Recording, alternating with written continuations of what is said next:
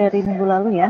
Untuk pertemuan kedua, materinya adalah mengenai konfigurasi elektroda, kemudian teknik pengukuran mapping, sounding, dan tomografi, gitu ya. Sesuai dengan kontrak kuliah yang sudah kita sepakati di pertemuan pertama minggu lalu. Gitu. Nah, kemudian saya akan share screen materinya. Silakan disiapkan catatan dan alat tulisnya ya. Oh ya, ketua kelas siapa ya? Ada ketua kelas? Saya, Bu. Latif, Bu. Oke, Latif. Untuk minggu depan diusahakan ini ya, diusahakan kita offline, makanya dicek dulu di hari Jumat apakah ruang kelasnya sudah selesai renovasi atau belum, begitu ya. Baik, Bu. Jadi kalau sudah dicek nanti diinformasikan ke saya, jadi kita bisa siap-siap untuk kuliah offline. Karena lebih enak offline kan ya? Iya, Bu.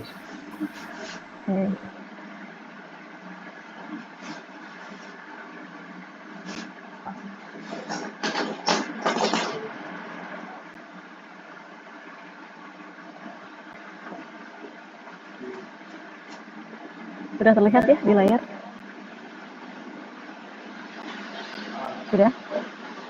Sudah, Ibu. Nah, ini pertemuan kedua kita.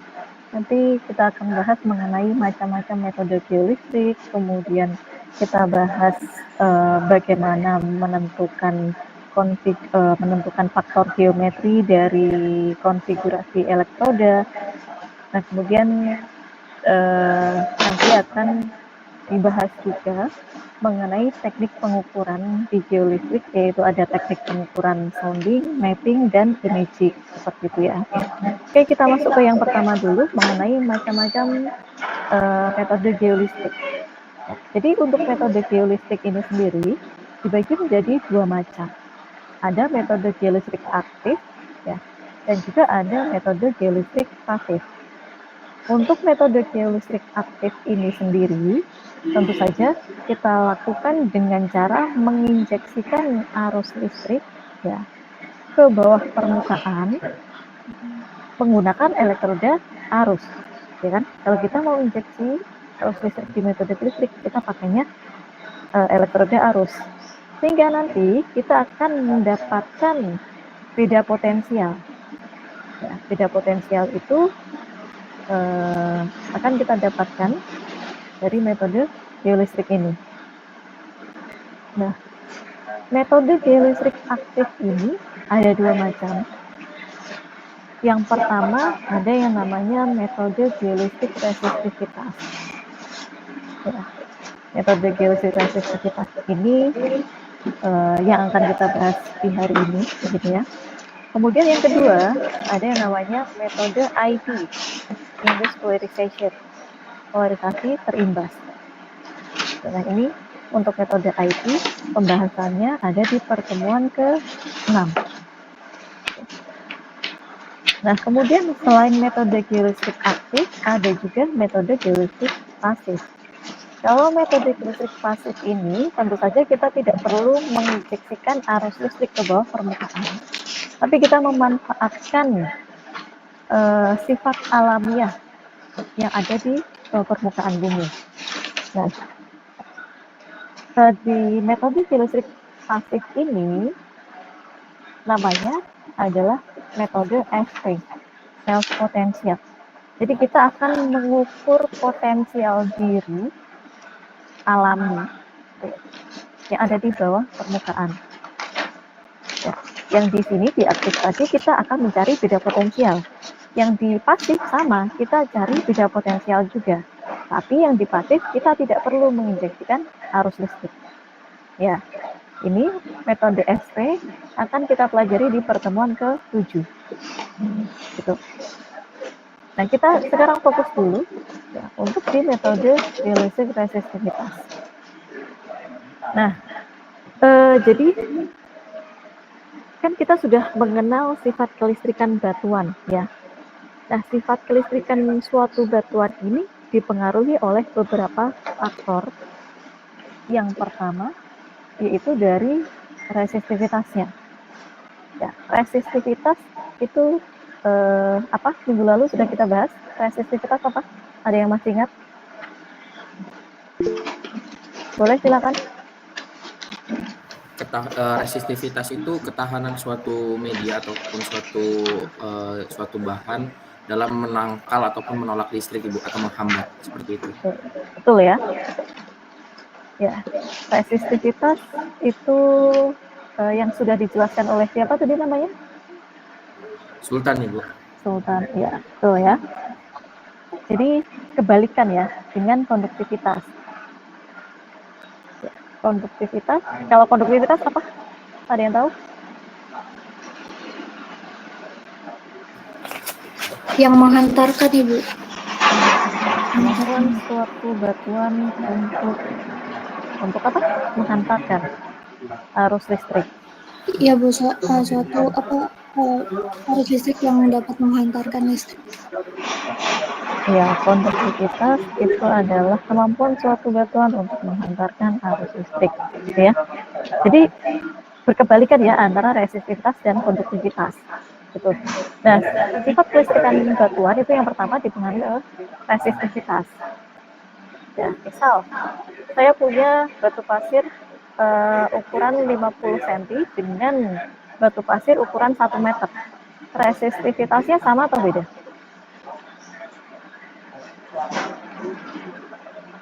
Ada yang tahu?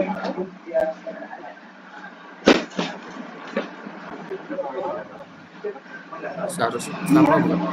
Sama, betul. Iya, betul sama. Kan sama-sama batu pasir. Ya, sama-sama batu pasir. Meskipun beda ukurannya, tapi tidak dipengaruhi oleh geometri batuan tersebut. Karena di sini di resistivitas itu adalah mengandung sifat intrinsik pada batuan itu. Ya, itu yang pertama. Kemudian yang kedua, sifat kelistrikan batuan juga dipengaruhi oleh aktivitas elektrokimia. Nah, aktivitas elektrokimia itu tentu saja bergantung pada komposisi mineral pada batuan. Dulu di kuliah pengantar teknik geofisika, kan kita sudah pernah membahas bahwa batuan itu punya komposisi mineral, ya, di deret Bowen dulu ya. Nah, jadi komposisi mineral pada batuan itu akan berpengaruh pada aktivitas elektrokimia ini. Ya. Apalagi di batuan itu mengandung elektrolit. Ya, elektrolit itu tentu saja terlarut dalam air tanah. Jadi karena adanya mineral batuan, kemudian adanya elektrolit yang dihasilkan yang ada di dalam air tanah, itu juga akan mempengaruhi sifat kelistrikan batuan. Itu disebut sebagai aktivitas elektrokimia. Kemudian yang ketiga, faktor ketiga itu adalah konstanta dielektrik. Ya, untuk konstanta dielektrik ini biasanya itu berhubungan dengan permeabilitas. Ya, di garis bawah ini, konstanta dielektrik itu dipengaruhi oleh permeabilitas suatu batuan ya, yang bersifat magnetik. Gitu. Jadi ada 3 faktor yang mempengaruhi kelistrikan batuan: resistivitas, aktivitas elektrokimia, dan konstanta dielektrik. Kemudian kita bisa menjabarkan faktor-faktor yang mempengaruhi resistivitas suatu batuan itu berdasarkan persamaan dari hukum Archie. Ya. Jadi hukum Archie ini dirumuskan dengan Rho T. Ingat, Rho itu adalah simbol resistivitas ya. Di minggu lalu sudah kita bahas. Ya, Rho T itu adalah resistivitas batuan. Resistivitas batuan sama dengan A. A ini adalah suatu konstanta pasti satu nilai tertentu gitu ya. Kemudian Rho W itu adalah resistivitas air pori. Batuan itu kan punya pori. Ya, porinya bisa terisi oleh fluida. Nah, Rho W ini adalah resistivitas air yang ada di pori batuan tadi. Lalu dikalikan dengan P, ini porositas. Ya, batuan, misalnya batu pasir, dia pasti mempunyai porositas. Porositasnya besar atau kecil, tergantung. Ya. Nah, P ini porositas dipangkatkan dengan M. M itu adalah suatu konstanta juga. Lalu dikalikan dengan SW, saturasi air. Banyaknya air pada pori batuan. Ya, dipangkatkan dengan minus N. N ini juga suatu konstanta. Lalu kita bertanya-tanya, konstanta ini nilainya berapa sebenarnya? Gitu kan? Konstanta ini nilainya bergantung pada batuannya. Ya, ini untuk yang nilai N dulu ya. Nilai N itu mendekati 2 untuk batuan apapun. Ya, sehingga biasanya untuk perhitungan N ini menggunakan 2. Nah, kemudian nilai A dan M ini tergantung batuannya apa. Ya. Misalnya, kalau batu pasir dengan porositas 25%, nilai A dan M-nya ini berapa? Kita akan lihat pada tabel Keller 1987.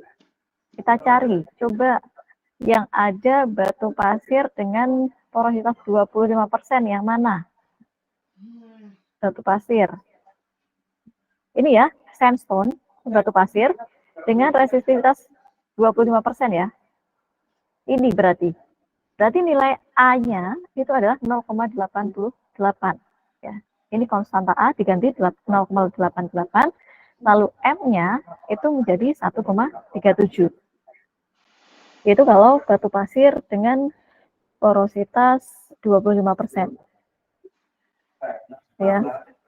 Jadi kalau porositas 25 sampai 45%, nilai A dan M-nya sekian. Kalau porositasnya 18 sampai 35%, porositasnya sekian ini.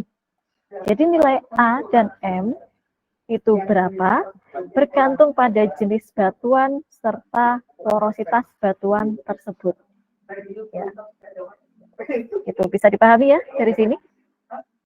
Berdasarkan persamaan hukum Archie ini, ada yang mau ditanyakan dulu? Boleh silakan. Izin bertanya Bu, perkenalkan nama saya Hanif. Itu di yang Keller 1987 itu kan tadi ada persentase porositasnya 25 sampai 45, kemudian ada yang 18 sama 35. Nah, tadi kan itu 25% yang atas itu kan masuk ke dalam range 18 sampai 30% yang bawah. Nah, itu bentukannya gimana ya Bu ya? Oke. Dilihat dulu. Jadi batu pasirnya ini tersementasi dengan baik atau tidak? Ya, jadi misal batu pasirnya itu dia masih rapuh. Berarti kan weakly cemented. Ya. Lalu kalau misal batu pasirnya itu sudah lebih padat lagi, sudah tidak rapuh lagi, maka dia masuk ke moderately well cemented. Nah, kalau dia sudah, batu pasirnya itu sudah kompak, maka masuknya ke ini, well cemented sedimentary rock. Begitu ya. Jadi dilihat batu pasirnya itu sudah padat atau belum. Gitu. Bisa dipahami? Oh baik Bu, berarti yang menjadi acuan utama itu adalah sementasi dari batuan tersebut. Iya. Kemudian kita melihat porositasnya berapa persen ya Bu ya? Ya, betul. Oke, baik Bu, terima kasih. Ya, sama-sama. Ada lagi? Izin bertanya Bu. Ya, silahkan. Nama saya Sultan Fahri Bu. Nah tadi kan pertanyaan dari Hanif itu kan mengenai range dari porositasnya, dan Ibu tadi menjelaskan juga bahwasanya itu tergantung dari kekuatan dari sementasi batuan tersebut. Nah tadi saya sempat memperhatikan di bagian tabel tersebut, di sana juga dijelaskan untuk umur-umur dari batuan tersebut. Nah apabila misalkan dalam suatu kasus dia itu dari sedimentasinya itu sudah masuk cukup kuat, namun dari umurnya itu sendiri masih di tertiary in age. Nah, kira-kira pernah tidak Bu ada kasus seperti itu dan harus kita menggunakan acuan yang mana untuk konstantanya seperti itu Ibu? Ya, biasanya batuan yang sudah tua itu sudah tersementasi dengan baik. Ya, contohnya yang ini, umur Paleozoik. Kan sudah tua ya, berarti dia sudah terendapkan dan sudah kompak batuannya. Nah, mungkin nggak kalau batuan yang kompak tadi jadi rapuh lagi? Ya bisa jadi, bisa. Jika batuannya itu lapuk, ya kan bisa ya, batu pasir yang tadinya kompak, terus dia ada di permukaan, jadi lapuk lagi. Nah, panduannya tentu saja menggunakan yang ini, yang weakly cemented. Ya, karena si batuannya tadi sudah lapuk, sudah tidak pakai lagi umurnya. Nah, ini kan juga umur ini dikatakan bahwa usually, biasanya. Berarti kan ya belum tentu di umur tersier juga. Seperti itu ya. Bisa dipahami? Bisa, Ibu. Ada lagi yang lain sebelum lanjut?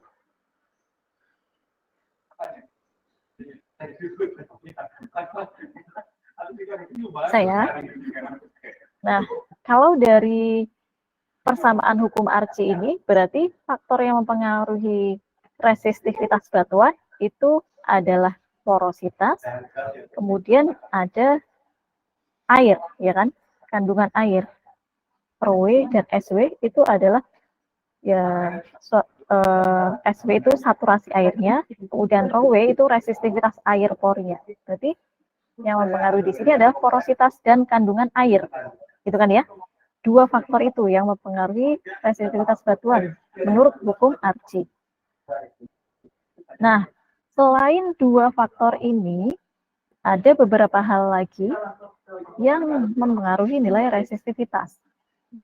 Yang pertama, karena kita menggunakan metode geolistrik ya, kita kan pasti menggunakan arus listrik, ya kan? Jadi, arus listrik itu juga berpengaruh terhadap nilai resistivitas. Nah, kalau di minggu lalu kita kan injeksi arus listrik dari permukaan bumi. Ya, ini kita punya suatu sampel batuan ya. Contohnya ini ada satu sampel batuan. Lalu kita akan tes di batuan tersebut mempunyai nilai resistivitas berapa. Nah, kita injeksikanlah arus dari sisi sebelah kiri. Nah, arusnya ini akan mengalir. Ya, alirannya akan ke sini, ke kanan. Nah, di batuan ini, dia punya matriks yang warna putih-putih ini. Dia adalah matriks. Matriksnya itu sifatnya resistif. Nah, kalau matriksnya itu resistif, arus listrik bisa mengalir melalui matriks tersebut atau tidak? Tidak, Ibu. Tidak, betul ya. Karena tadi kalau dia resistif, dia akan dihindari oleh si arus. Ya. Kalau dia konduktif, misalnya ini konduktif, berarti arus listrik itu bisa melewati matriks konduktif tadi. Jadi arusnya nanti bisa masuk. Itu. Nah, kebetulan di contoh ini dia matriksnya resistif. Ini tulisannya matriks non konduktif ya, berarti resistif. Berarti arusnya itu kalau di medium homogen, di minggu lalu ya, kita membicarakan yang medium homogen, arusnya itu kan penyebarannya ke segala arah dan arahnya lurus gitu kan. Tapi di sini karena ada matriks yang resistif, aliran arusnya itu dia berbelok. Ya kan? Dia berbelok. Tidak melewati si matriks resistif ini. Ya. Karena arusnya ini berbelok, maka nilai beda potensialnya itu pasti akan berbeda dengan yang tadinya lurus saja. Sehingga nilai resistivitasnya juga pasti akan berbeda ketika ada matriks dan tidak. Ya. Dari sini bisa diketahui, bisa dipahami. Ya, pengaruh arus listrik terhadap nilai resistivitas. Itu bergantung juga di sana ada matriks yang konduktif atau resistif. Gitu ya. Itu faktor yang pertama. Faktor yang kedua tentu saja adalah kandungan air. Tadi sudah kita bahas yang di hukum Archi ya. Semakin tinggi, semakin banyak kandungan airnya, maka resistivitasnya akan semakin rendah. Misalnya saya punya batu pasir yang yaitu tersaturasi air dengan batu pasir yang kering. Maka resistivitas pada batu pasir yang tersaturasi air akan lebih rendah daripada resistivitas pada batu pasir yang kering. Gitu ya. Karena kandungan air akan menurunkan nilai resistivitas. Nah, faktor yang berikutnya itu ada faktor porositas. Tadi sudah kita bahas juga bahwa kalau di suatu batuan makin banyak pori-pori batuannya ya, makin besar porositasnya, maka kemungkinan pori tersebut terisi oleh fluida juga semakin besar, maka resistivitasnya akan semakin kecil. Ya kan? Kalau air itu kan konduktif, gitu ya. Semakin besar pori batuannya, semakin besar volume pori batuan akan menurunkan nilai resistivitas. Kemudian faktor keempat ada kepadatan batuan. Jadi tadi kan ada batuan yang tersementasi dengan baik dan batuan yang tersementasi lemah. Itu akan berpengaruh pada kepadatan ini. Kalau semakin padat suatu batuan, tentu saja akan meningkatkan nilai resistivitas. Ya. Tadi di hukum Archi sudah ada kepadatan ini di tabel Keller tadi. Kemudian faktor yang kelima adalah permeabilitas. Ini biasanya berhubungan ya dengan porositas. Kalau porositas tadi itu adalah perbandingan volume pori di suatu batuan terhadap volume batuan itu. Kalau permeabilitas itu adalah pori-pori yang saling terhubung pada batuan itu. Ya. Pori-pori itu kan bisa terhubung. Itu namanya permeabilitas. Nah, kemudian faktor yang keenam itu adalah kandungan mineral. Setiap batuan itu ada kandungan mineralnya, ya kan? Nah, apalagi kalau mineralnya itu mineral logam, pasti nanti akan meningkatkan nilai resistivitasnya. Gitu. Nah, kemudian faktor yang ketujuh ada yang namanya air garam, saline water. Misal kita melakukan pengukuran di dekat pantai, ya, di dekat pantai, itu kan airnya kan air asin ya, air garam. Nah, pasti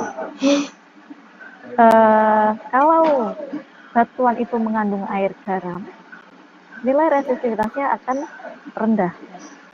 Ya kan, air garam itu konduktif. Ya, lebih konduktif daripada fresh water. Kemudian faktor yang ke-8 itu adalah tekanan dan temperatur. Contohnya di daerah panas bumi ya, misalnya di panas bumi itu kan batuannya bisa terpanaskan, ya kan? Batuan yang terpanaskan itu akan mengalami alterasi. Kalau batuan teralterasi, pasti akan menurunkan nilai resistivitas. Jadi pahami ya? Ada yang tahu alterasi itu apa? Belum tahu ya?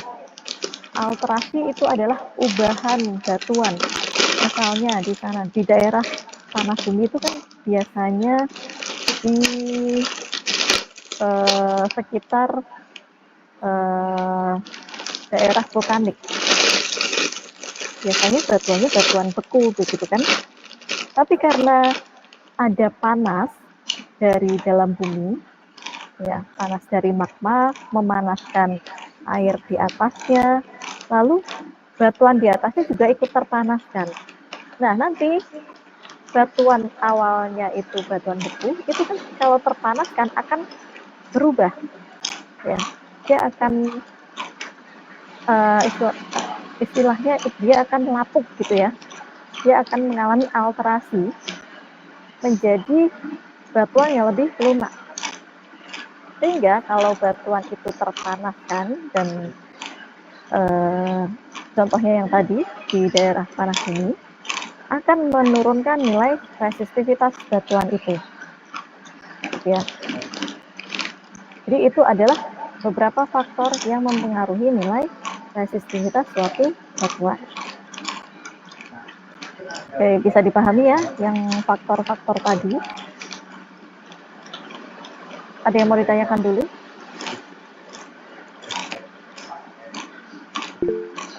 Silakan.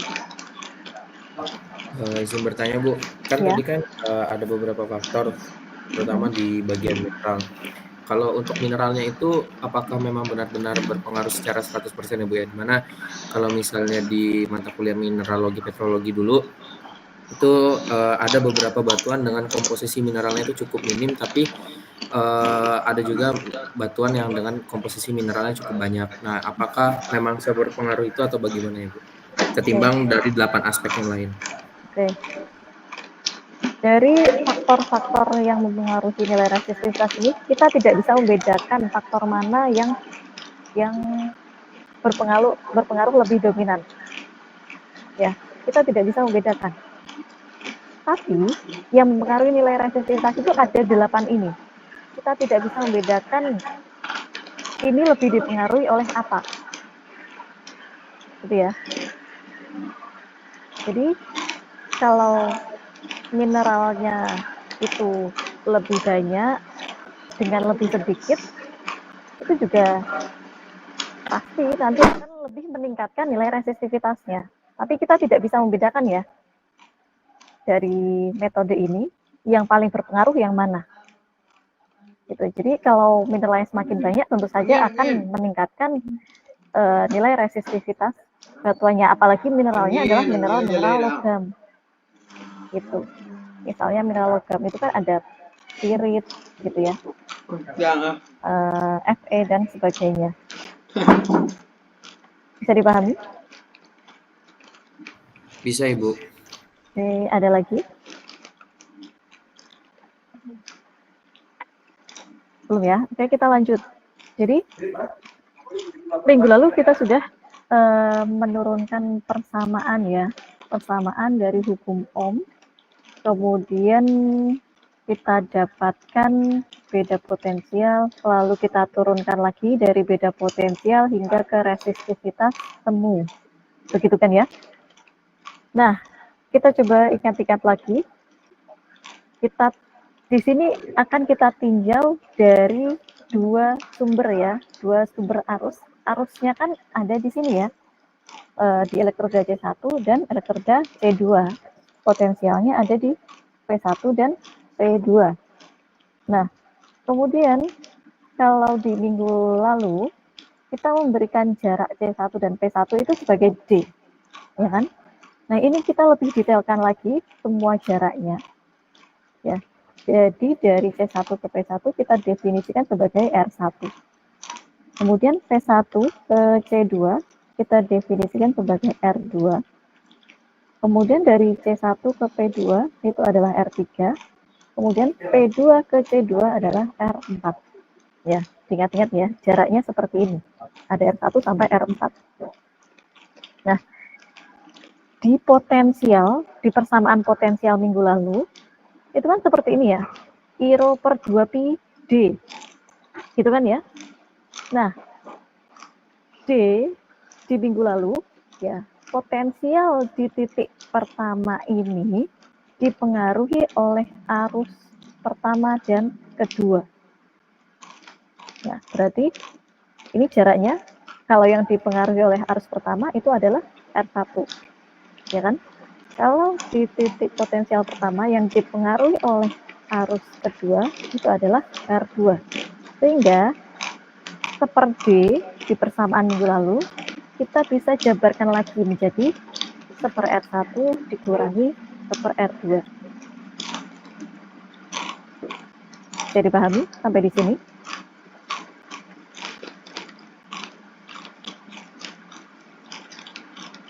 Bisa ya? Nah, demikian pula yang di potensial titik P2 ini.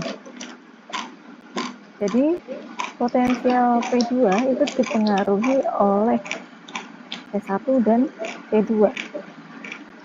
Nah, yang dipengaruhi oleh T1 itu jaraknya adalah R3. Yang dipengaruhi oleh T2 jaraknya adalah R4. Sehingga sepertinya itu bisa diganti dengan 1/R3 minus 1/R4. Begitu ya. Itu adalah P1 dan P2. Ingat, sekarang kita pakai dua sumber, ya, dua sumber arus, P1 dan P2. Nah, sehingga kita bisa menentukan beda potensial yang ada di sini. Kan P1 kita tahu nilainya ya dari persamaan ini, kemudian P2 bisa tahu di sini, di titik P ini, tahu nilainya dari persamaan ini, sehingga beda potensialnya kita selisihkan antara V1 dan V2. Ya. Ini kita selisihkan, I rho per 2pi-nya sama. Berarti kita bisa kumpulkan ya di sini. Ini tinggal dikurangi yang ini. Berarti kan 1/R1 minus 1/R2 minus 1/R3 minus ketemu minus, jadi plus 1/R4. Ya. Kalau yang di minggu lalu itu kita masih mengacu pada satu sumber arus tunggal. Sekarang kita tinjau dari dua arus tunggal. Dua sumber arus. Nah, kita sudah dapat persamaan delta V-nya. Lalu kita akan mencari rho. Tinggal kita pindah ruas saja kalau kita sudah punya persamaan ini. Rho-nya itu berarti delta V per I, kemudian dikali 2pi kali yang ada di dalam kurung ini, pangkat minus 1. Ya, kita ingat-ingat. 2pi kali 1/R1 minus 1/R2 minus 1/R3 plus 1/R4 pangkat minus 1, ini adalah K. Ya kan, minggu lalu sudah kita bahas. Itu adalah K, faktor geometri. Berarti tinggal rho itu sama dengan K kali delta V per I. Begitu ya. Ini untuk resistivitas yang mediumnya homogen. Dilihat ya di sini. Ini kan warna abu-abu semua. Mediumnya sama di segala arah.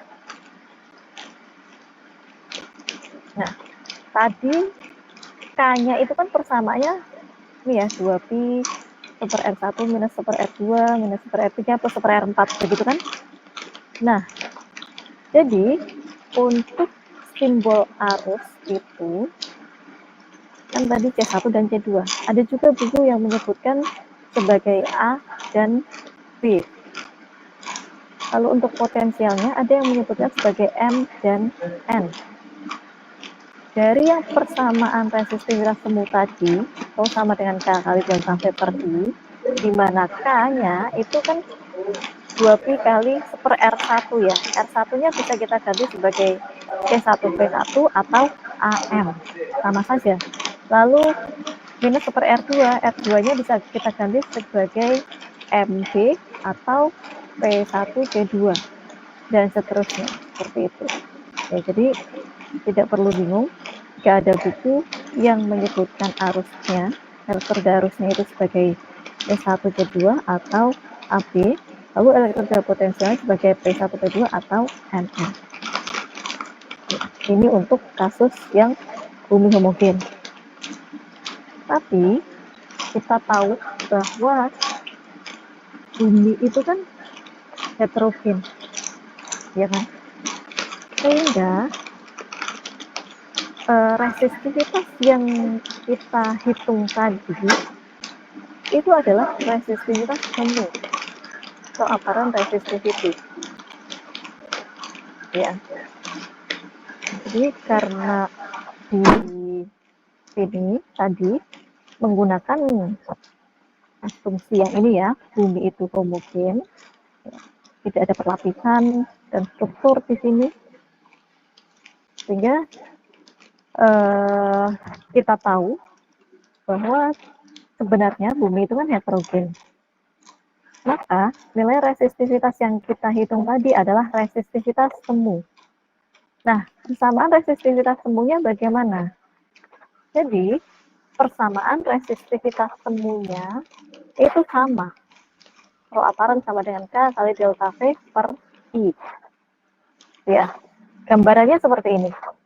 Kalau yang tadi di bumi homogen, itu bawah permukaannya mempunyai nilai resistivitas yang sama semua di segala arah.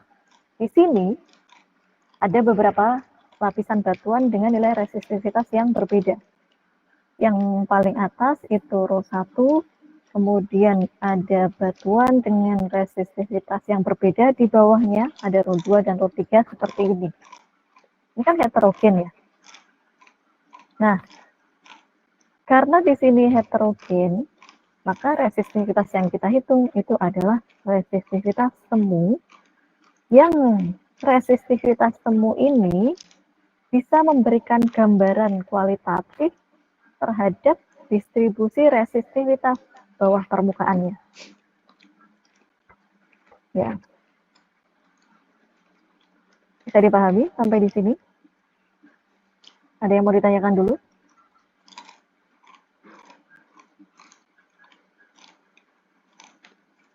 Saya. Oke, sip. Nah, kalau di bumi homogen yang sudah kita bahas di awal tadi dan di pertemuan sebelumnya, itu kan arus pada arus tunggal ya. Jadi pada sumber arus tunggal, arah aliran arus listriknya kan menjalar ke segala arah. Lurus kan ya, di gambar minggu lalu sudah kita bahas. Jadi arah aliran arusnya lurus. Tapi kalau misal di tempat pengukuran kita itu di bawah permukaan ada suatu batuan yang konduktif. Ini ada batuan yang konduktif. Ini kita lihat dari pandangan burung. Ya, gambar ini dilihat dari atas. Sehingga garis arusnya itu ini yang warna hitam putus-putus. Nah, ketika dia melewati batuan yang konduktif, ya, arus kan bisa melaluinya, ya kan? Tapi dia ada pembelokan, ada pembiasan, ya kan? Tidak lurus lagi, dia berbelok kan? Ini namanya ada pembiasan arus, ya. Karena di sini arah arusnya berbelok, maka potensialnya juga tidak lagi membentuk setengah lingkaran. Di minggu lalu kan gambar garis ekipotensialnya setengah lingkaran ya. Itu karena gambar kita dalam 2 dimensi. Kalau kita buat dalam 3 dimensi, yang setengah lingkaran itu akan terlihat seperti setengah kulit bola. Sehingga bisa kita bayangkan ya, setengah kulit bola, kalau kita lihat dari atas kan bentuknya jadi lingkaran-lingkaran seperti ini. Nah, karena di sini ada batuan yang konduktif, maka bentuk garis ekipotensialnya sudah tidak lingkaran lagi. Ya, ada dia berbelok. Ya, karena garis ekipotensialnya itu ada pembelokan, tentu saja akan mempengaruhi nilai resistivitasnya. Yaitu kalau di bawah permukaan misal ada batuan yang konduktif. Nah, kalau ada batuan yang resistif, bagaimana? Kalau ada batuan yang resistif, arus listrik yang kita injeksikan tadi, itu cenderung akan menghindari batuan konduktif. Karena sifat dari kelistrikan batuan tadi ya. Jadi sifat kelistrikan tadi, kalau resistivitas apa, konduktivitas apa, di pertemuan pertama sudah kita bahas dan sudah saya sampaikan. Ya, jika ada suatu batuan yang resistif, maka arus itu cenderung menghindari si batuan resistif tadi. Sehingga garis ekipotensialnya dia akan berbelok seperti ini. Bedakan ya arah pembelokan garis ekipotensialnya pada medium yang konduktif dengan resistif. Ya, dia kalau ada body resistif, maka pola garis ekipotensialnya ini akan berubah, ya kan? Tidak lagi berbentuk lingkaran, tapi dia berbelok seperti ini. Dan ini juga akan berpengaruh terhadap nilai resistivitas yang nanti akan kita hitung, gitu ya.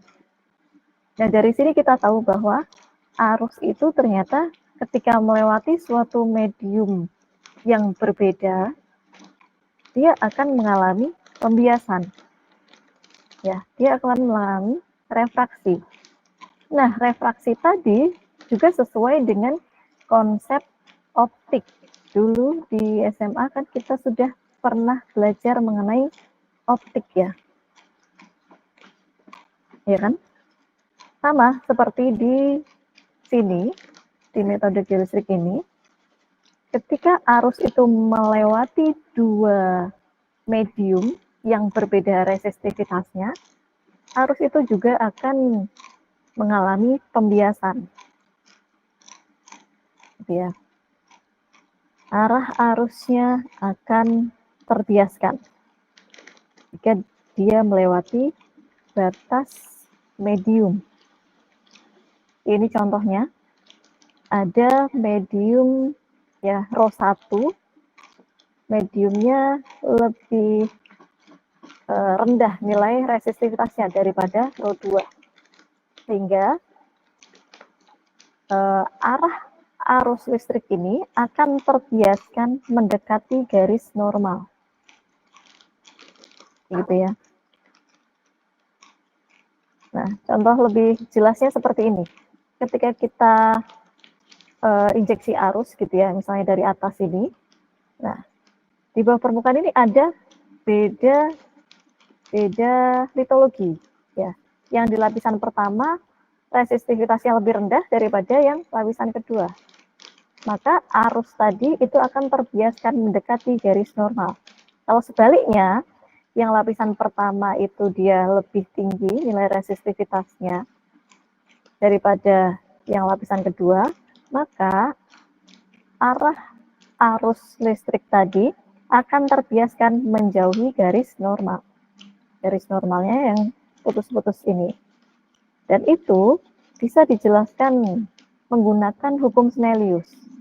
Ya, hukum Snellius untuk arus listrik ini, yang persamaannya adalah rho 1, resistivitas pada batuan pertama dikalikan dengan tangen theta 1, ini sudut datangnya.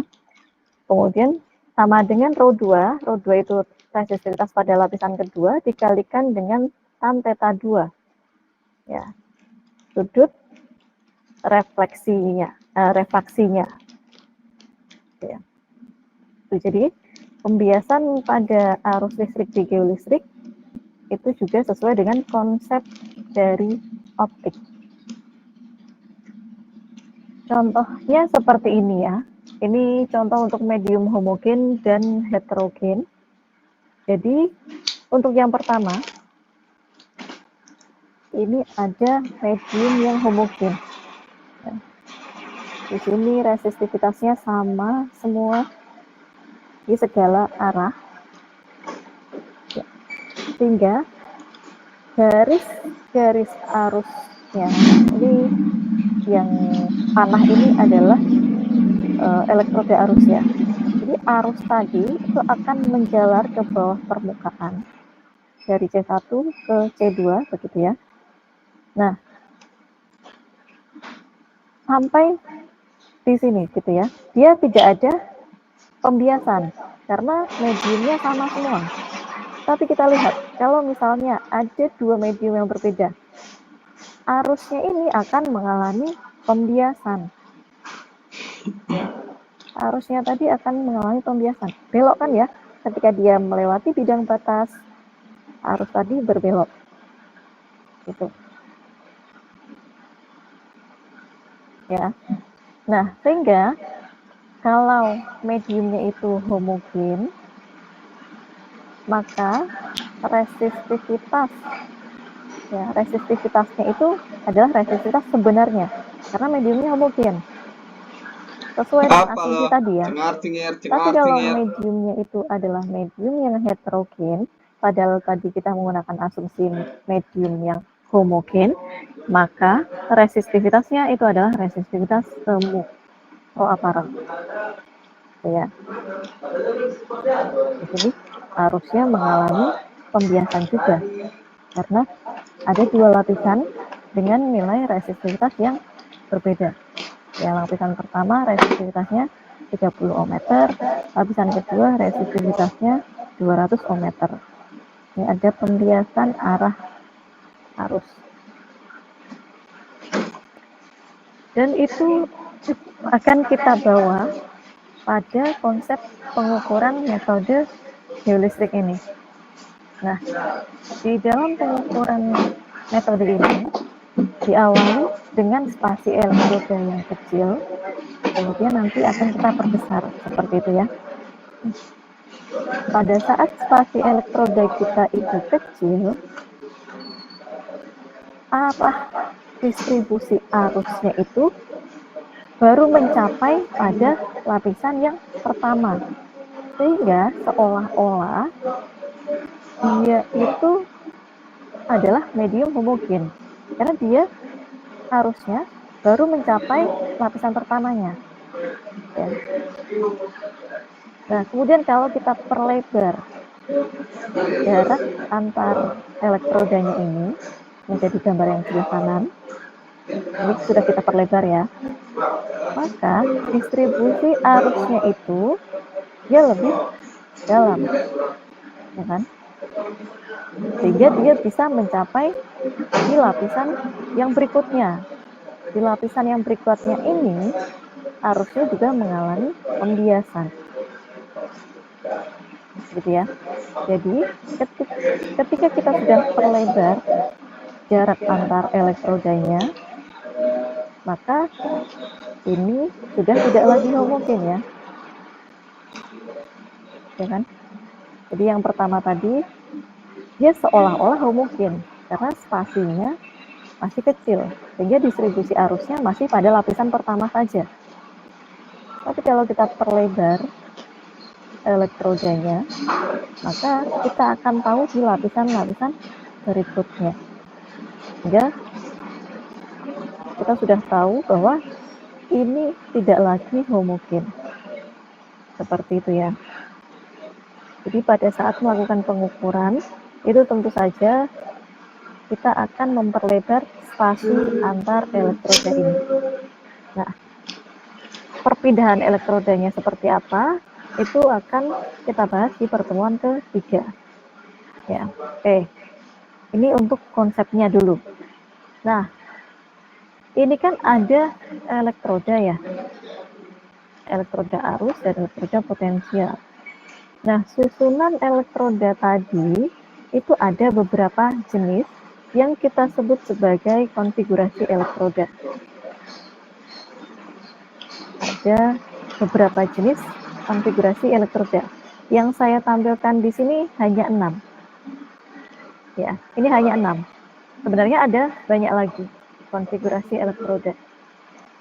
Nah, untuk yang Wenner, konfigurasi Wenner ini ya, dia elektroda arusnya ada di ujung dari bentangan ya. P1, P2-nya ada di ujung. Kemudian di tengah itu ada P1 dan P2. Kemudian jarak antara elektroda arus dan potensial, potensial dan potensial, potensial dan arus itu sama semua.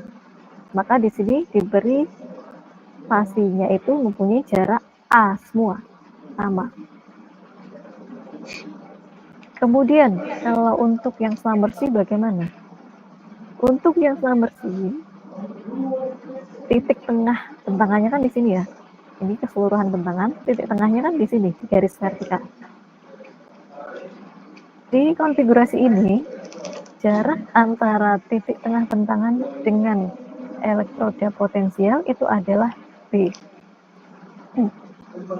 Sedangkan jarak antara titik tengah bentangan dengan elektroda arus itu adalah A. Ya, beda kan ya dengan yang di Wener tadi. Kalau yang Wener tadi semua spasinya sama. Kalau di Slamberti tidak. Ya. Nah, kemudian ada lagi yang namanya konfigurasi dipol-dipol. Untuk konfigurasi dipol-dipol ini susunan elektrodanya beda lagi. Kalau yang tadi P1, P2-nya di ujung, baru di tengah adalah P1, P2.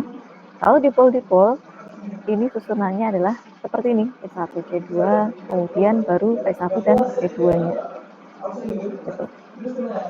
Nah, jarak antara C1 dan C2 itu sama dengan jarak antara P1 dan P2-nya. Ya, jaraknya sama, A. Sedangkan antara C2 dengan P1, jaraknya adalah NA. Ya, N-nya itu adalah faktor pengalinya. C2 ke P1 itu jaraknya NA. Ini tengah-tengah bentangannya ya. Berarti kalau tengah-tengah bentangan ke C2 berarti tinggal NA per 2. Begitu ya. Jadi kita tahu ya perbedaan susunan elektroda dari berbagai konfigurasi ini. Nah, kalau yang Wener-Slamberti ini gabungan ya antara Wener dengan Slamberti. Yang pertama, pengukuran pertama menggunakan jarak elektroda yang sama, kemudian kita akan variasikan N-nya ini. Ya, misal yang N-nya 1, berarti kan jaraknya A semua ya. Itu sama seperti di Wener.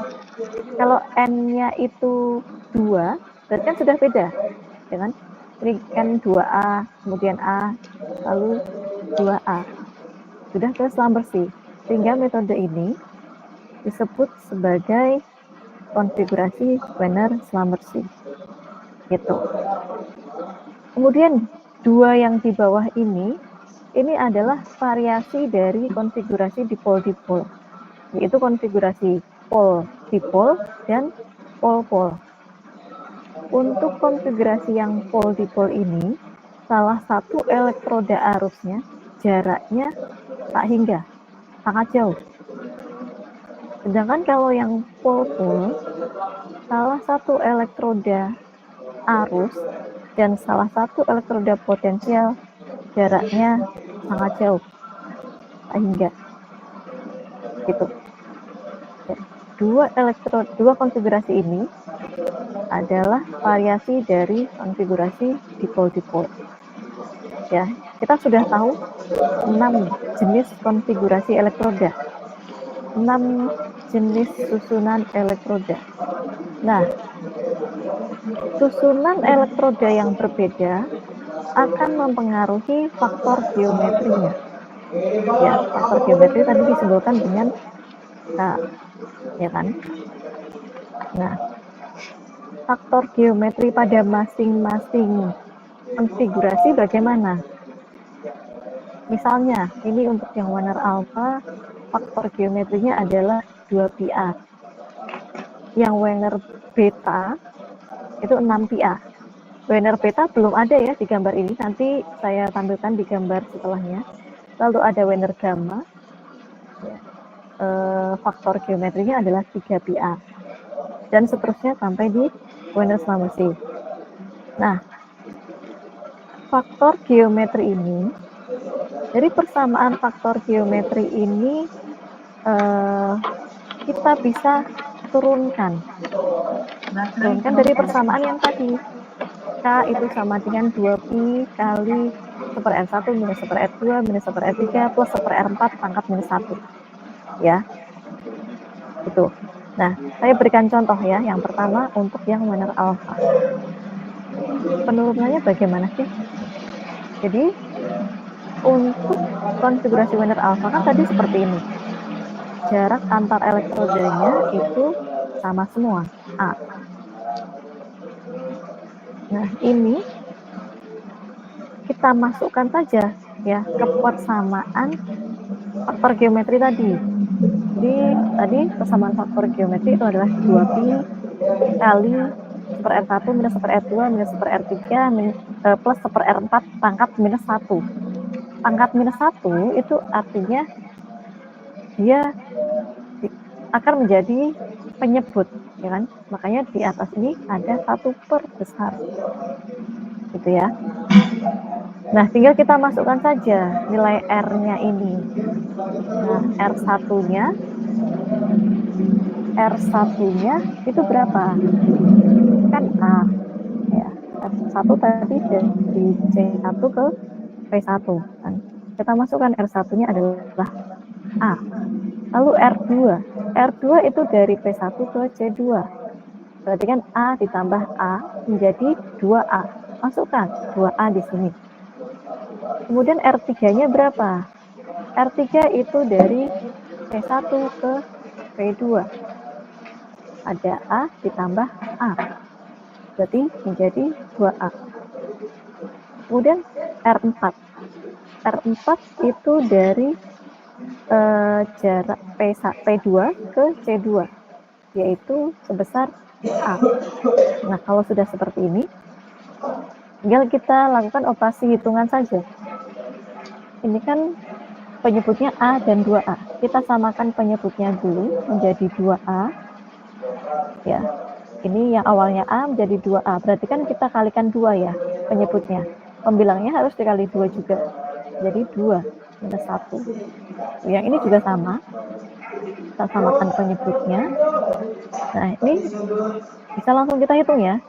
2 minus 1 kan 1. Berarti tinggal 1 per 2A. Lalu di sini, kan 1 minus 2. Berarti kan minus 1 dikalikan dengan minus. Hasilnya plus. Ya, plus 1 per 2A. Ini penyebutnya sama. Ya, berarti bisa kita langsung jumlahkan yang pembilangnya. 1 ditambah 1 adalah 2. 2-nya bisa kita coret ya. Jadi tinggal 1 per 1/A. Nah, 1/A di sini bisa kita bawa ke atas. Bisa ya. Berarti ini kan 1/A kalau di penyebut. Di pembilang menjadi A per 1. A per 1 ya A. Gitu ya. Berarti tinggal 2pi kali 1 kali A. Menjadi 2pi A. Bisa dipahami sampai di sini? Bisa, Bu. Bisa, Bu. Oke. Kalau ada yang mau ditanyakan dulu, boleh, silakan. Boleh, silakan. Ibu izin bertanya, Bu, Ya, untuk perhitungan yang ini digunakan untuk konfigurasi elektroda yang lainnya juga atau ada beda-beda, Bu, perhitungannya? Oke. Jadi, K sama dengan 2pi-A ini hanya untuk Wiener alpha. Tapi untuk konfigurasi yang lain, caranya pakai rumus dasar yang ini tadi ya. Caranya sama. Kan tadi misalnya yang di Lambercy, kan kita tahu ini ada A, kemudian B, gitu kan. Nah, tinggal kita masukkan saja ini ke sini. Caranya sama. Bisa dipahami? Bisa, Bu. Terima kasih, Bu. Ya, sama-sama. Ini untuk yang Wiener alpha ya. Nah, Wiener tadi ada 3 macam ternyata. Ada Wiener alpha, Wiener beta, dan Wiener gamma. Ini untuk yang Wiener alpha susunan elektrodanya seperti ini. Dengan faktor geometrinya adalah 2pi-A. Nah, kalau yang Wiener beta susunan elektrodanya dapat digambarkan sebagai berikut. Jadi, ini ada C1 dan C2 berurutan seperti ini ya. Kemudian ada P4 dan P6. Jaraknya ini juga sama. Ya. Ini A. Gitu. Kemudian jangan lupa R1 tadi jarak dari mana ke mana? R1 dari C1 ke Mana? Ke P1, Bu. Betul. Ya, jadi R1 adalah C1 ke P1. R2 dari apa? Dari apa ke Dari apa? C2 ke P1, Bu. Betul. Lalu R3 dan R4 caranya sama juga ya. Nanti coba dimasukkan, nanti akan didapatkan faktor geometri yang Wiener beta itu adalah 6πa ini. Ya, nanti silahkan dicoba ya. Caranya sama seperti yang tadi. Nah, kemudian ada juga yang namanya Wiener gamma. Nah, kalau Wiener gamma ini selang-seling antara elektroda arus dan elektroda potensial. Ya, ini elektroda arus, kemudian ada elektroda, nah ini elektroda arus pertama ya, terus ada elektroda potensial pertama, kemudian ada elektroda arus yang kedua, lalu ada elektroda potensial yang kedua. Jaraknya sama semua, ya. Ini jaraknya A, kemudian ini A juga.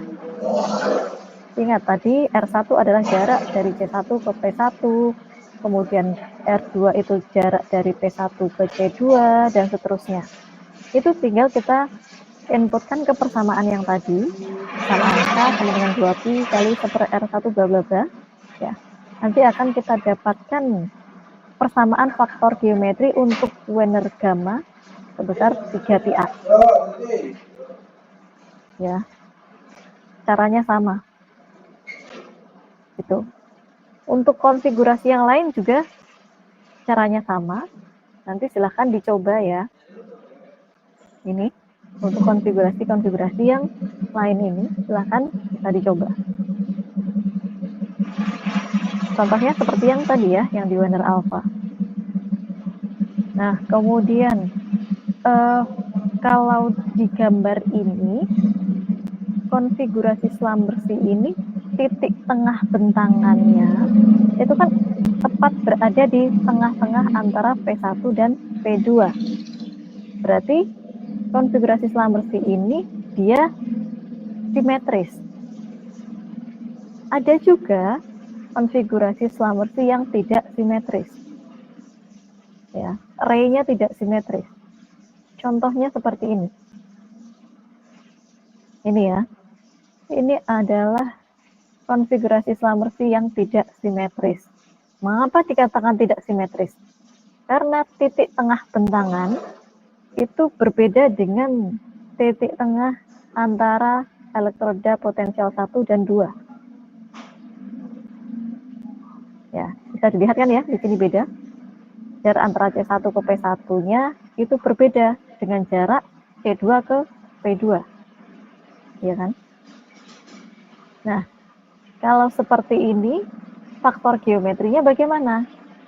Ya, sama saja caranya. Ya, sama saja seperti tadi. Tinggal dimasukkan ke persamaan dasar. Kalau ini diketahui ya, misal dari C1 ke C2-nya itu adalah 2L besar. Berarti kan tengah-tengah bentangan ini ke elektroda arus itu adalah L besar. Ya. Kemudian kalau jarak antara tengah-tengah bentangan dengan titik tengah elektroda potensialnya itu dinyatakan sebagai X di sini. Lalu jarak antara elektroda potensial pertama dan elektroda potensial kedua itu adalah 2L kecil. Maka kita bisa menentukan R1-nya berapa. R1 tadi kan dari C1 ke P1, ya kan? Nah, berarti bagaimana ini jarak C1 ke P1? Kalau diketahui seperti ini, ada 2L besar, L, kemudian 2L kecil, dan X. C1 ke P1, berarti kan kita bisa hitung. C1 ke titik tengah bentangan itu adalah L besar, ya kan? Setengah dari bentangan itu L besar. Berarti L besar dikurangi dengan X, tinggal dikurangi dengan si setengah dari 2L, yaitu L kecil. Bisa dipahami untuk yang R1? Bisa, Bu. Oke, good. Demikian pula untuk R2 sampai R4. Ya, R2 tadi berarti dari P1 sampai ke C2. Berarti kan ini L ditambah X ditambah L kecil, gitu ya. Yang R3 dan R4 caranya sama juga. Nanti didapatkanlah jarak ini. Ya.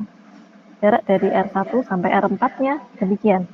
Dari sini kita tinggal masukkan saja ke persamaan faktor geometri tadi. Ya. R1-nya menjadi demikian, R2-nya yang ini, dan seterusnya. Ya. Bisa dipahami kan ya sampai di sini?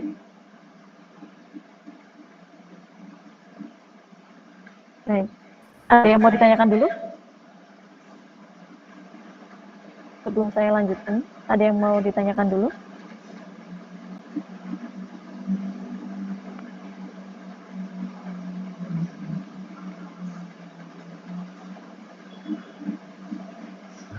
Cukup Ibu. Oke, ya sudah bisa semua ya, menentukan R-nya. Nanti kita tinggal masukkan ke persamaan yang faktor geometri tadi. Nah,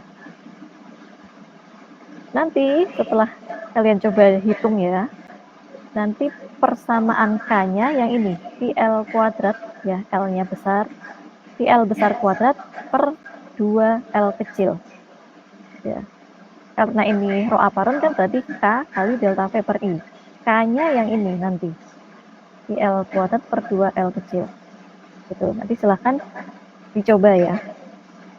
Minggu depan saya tanyakan, sudah dicoba atau belum? Oke ya.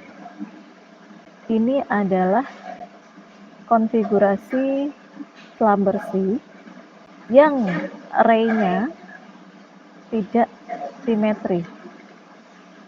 Ya. Kalau array yang simetri bagaimana? Ya tinggal ini, tidak ada jarak antara titik tengah bentangan dengan titik tengah antar elektroda potensialnya. Berarti X-nya kan tidak ada jarak. Berarti X-nya tinggal diganti 0 saja nanti. Ya, X-nya diganti 0 saja ini. Kalau array-nya simetri. Gitu. Nah, oke ya. Nah, dari konfigurasi elektroda tadi, tentu saja kita akan lakukan untuk pengukuran geolistrik. Nah, pengukuran geolistrik sendiri itu ada 3 macam.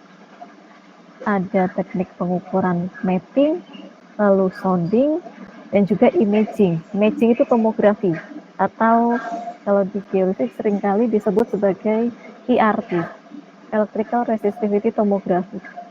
Ya, gitu. Nah, kalau untuk teknik pengukuran yang mapping, ya, untuk teknik pengukuran mapping ini, tentu saja kita akan mendapatkan informasi variasi resistivitas pada arah lateral, ya, di arah horizontal. Itu namanya teknik pengukuran mapping. Kemudian, yang kedua, ada yang namanya teknik pengukuran sounding. Untuk teknik pengukuran sounding ini, kita akan mendapatkan informasi variasi resistivitas pada arah kedalaman, di arah vertikalnya. Itu. Nah, sedangkan untuk yang teknik pengukuran imaging, ERT, kita akan mendapatkan informasi variasi resistivitas pada arah lateral maupun arah vertikal. Ya, jadi kita bisa mendapatkan 2D maupun 3D-nya.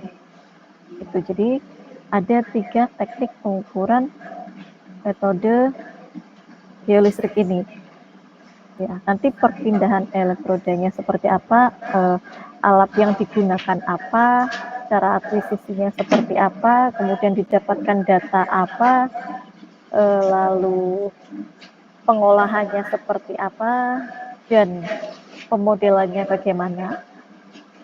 Ya, tentu saja ini akan dijelaskan lebih detail, ya, akan kita pelajari lebih detail. Untuk yang mapping dan sounding itu di pertemuan ke-3. Kemudian yang imaging itu di pertemuan ke-4 ya. Gitu. Nah, gambarannya seperti ini ya. Ini untuk teknik pengukuran mapping. Jadi kita itu akan mencari ini variasi resistivitas di arah horizontal ya. Ini kan kita lihat ya, di arah horizontal ada perbedaan nilai resistivitas ya, Rho1, Rho2, ini ada Rho1 lagi. Ini kan ada variasi resistivitas ya di arah horizontalnya. Itu nanti kita akan bahas di teknik pengukuran mapping ya. Kemudian untuk teknik pengukuran sounding ya, di teknik pengukuran sounding tadi variasi resistivitasnya ke arah vertikal, di arah kedalaman. Tentu saja kita lakukan dengan memvariasikan jarak antar elektroda. Nanti bagaimana perpindahan elektrodanya itu ada di pertemuan minggu depan. Ya. Lalu konfigurasi apa yang bisa kita gunakan juga di pertemuan ketiga. Ya, itu untuk yang sounding. Lalu untuk yang imaging ini digunakan untuk tomografi. Jadi kita akan mendapatkan variasi resistivitas pada arah lateral dan vertikalnya. Jadi kita akan mendapatkan nanti dapat model 2D maupun 3D-nya. Gitu. Nah, perpindahan elektrodanya seperti apa dan akan mendapatkan data di titik-titik datum mana yang ini secara detail akan dibahas di pertemuan keempat, begitu ya. Ada yang mau ditanyakan dulu?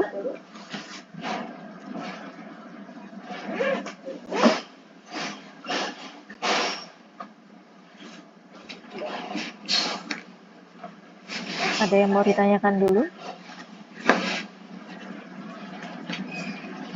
Tidak ada? Cukup, Bu. Cukup, Bu. Bu, Masih ada 4 menit. Ada yang mau ditanyakan dulu nggak? Tidak ada. Tadi atas nama Rara Zila sudah hadir belum? Keluh Sari bagaimana? Maaf Ibu, tadi saya belum absen. Terus tuh saya PRS, jadi namanya nggak ada di sana. PRS-nya di kelas apa? Di kelas B, tadinya dari kelas C.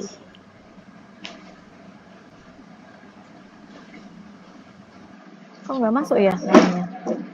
Sudah divalidasi belum? Belum Ibu, baru tadi PRS-nya. Sebentar, saya cek ulang.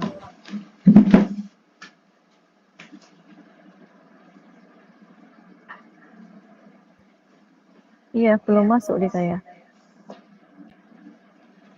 Nama lengkapnya siapa?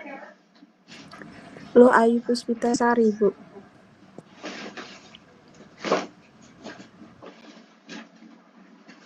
Awalnya di kelas? Awalnya di kelas C.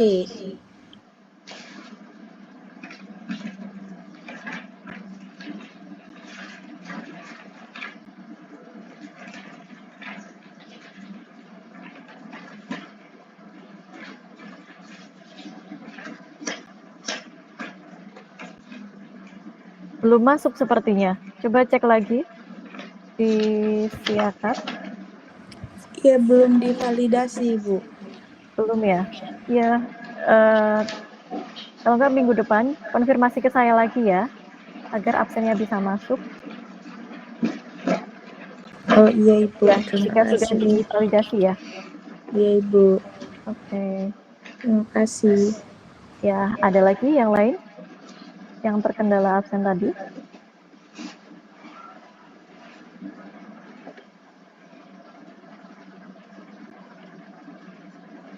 Tidak ada? Kalau tidak ada,